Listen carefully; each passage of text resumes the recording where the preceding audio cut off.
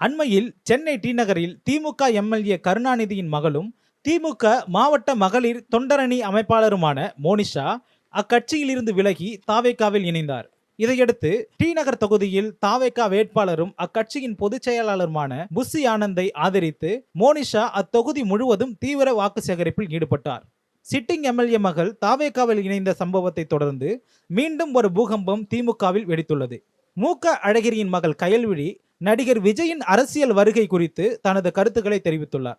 தனியார் இதழ் ஒன்றுக்கு அவர் அளித்த பேட்டியில் விஜயின் அரசியல் வருகை தமிழக அரசியலில் மிகப்பெரிய தாக்கத்தை ஏற்படுத்தும் என்றும் அவர் கணிசமான வாக்குகளை பிரிப்பார் என்றும் குறிப்பிட்டுள்ளார்.